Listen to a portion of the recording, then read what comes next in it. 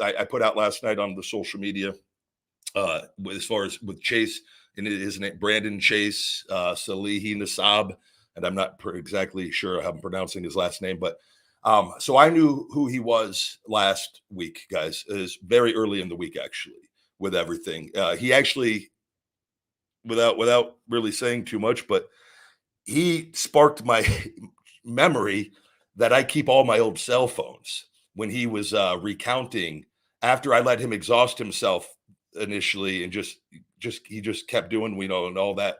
And I apologize over and over to everyone that had listened to that. And but I knew what I was dealing with. Like I said, and when he revealed that he's been behind thousands of social media accounts, not just on Twitter, but on YouTube. I don't know as far as Instagram and whatnot, but I would imagine he's on every platform. And I do hope the FBI request, once they see what the Twitter, which the Twitter got back. He's been notified. He's been subpoenaed by the FBI. There's stuff going on today. Okay. That's that. But they're going to find either high hundreds or thousands of accounts. He admitted to thousands of accounts. And I already know, based off what he was saying, I know the harassment of the accounts from the things that he was saying and what he was doing and putting out all this slanderous material and hateful material and retweeting it on his other accounts and then trying to get other people. I mean, I knew as soon as he revealed that was him, I knew like I already knew how bad he was prior with all of it. But I went and got the phone, and the phone worked, and I just got his information out of it, and we knew who he was pretty quick with all of that. And we just had to be patient because all the Twitter obviously is taking way longer than I would have liked with all of this. And that's why I put that stuff out public initially, and with all my social media suppression for the last 7 years with Twitter's relationship with WWE, it's not right. And thank God everything's been all right. All my family is all right. Friends are all right. But way too much time passed from when we knew 100% to this, but everything's happening. And I just had to kind of play it cool but it's all, the truth always wins. I've told you guys that. And anybody that said, you guys, like, I see the stuff with all of this and very engaged with everything. Anybody who says like this is fake or like a publicity stunt, if you think for a second like that's the route that like I would take, what a horrible human being you are with that. And that I would have that kind of stuff said about my family and friends and other people. Multiple people filed police reports, with things on that. If you think that I get listens regardless, I don't need to do that to get listens on anything with it. And sure, it creates a different thing for the show. But if you think that I want to sit there and listen to that and experience that, and I had to just keep my cool because I knew what was going on with all of this.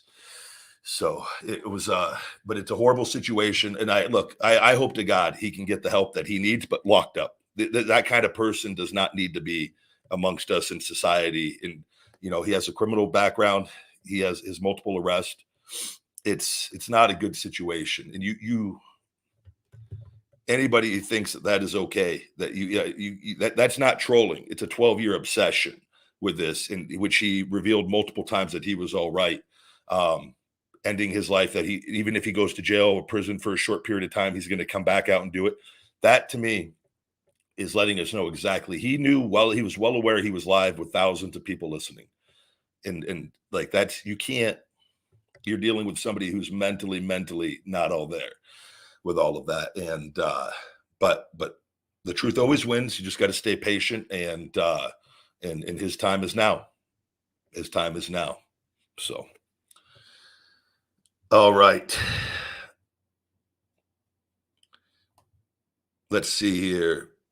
Thank you very much, guys. And I just I appreciate all of you that stuck with it for all of that. And I can't apologize. That stuff, guys, that audio, Monday, Tuesday, and Thursday's audio from the show. And God forbid, if something bad would have happened, that audio would become even more chilling. And that is something I don't wish anyone to ever have to listen to with it. And it's been very disruptive. I canceled everything, and a lot has gone on with this. And I haven't left home in almost 2 weeks.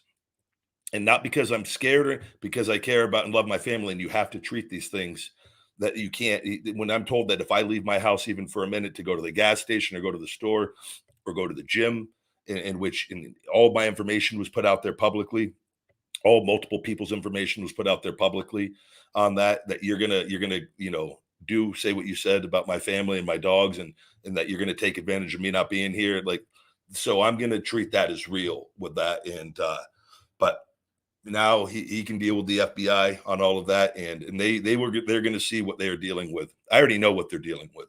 They're gonna see firsthand what they're dealing with when they get this Twitter information back, and hopefully the YouTube, because he's doing the same thing on YouTube. And that's one of the things that has stopped the spam on the YouTube since all of this has stopped from what he was doing. He was running. Remember, I told you guys, I always would tell you guys, there's one guy doing this. And once he revealed himself, I realized it was him, because he says a lot of the same things in the chat that he was saying on the audio over and over, and that he does on Twitter with all these accounts. So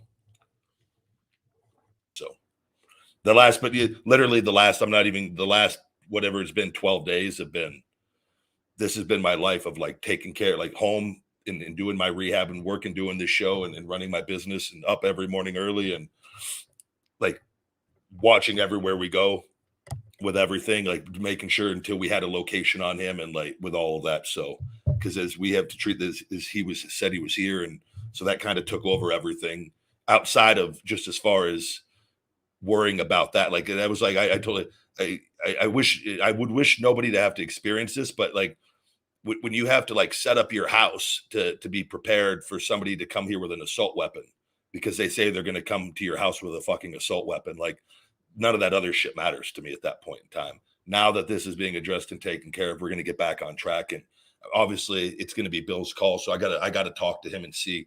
He may very well just say, look, I don't know if I'm even going to do this, or I don't know what it's going to be. And then I'll at least say, okay, cool. I'm no worries. And I can move forward. So, but we're at least, I do anticipate at least having hopefully one call with him.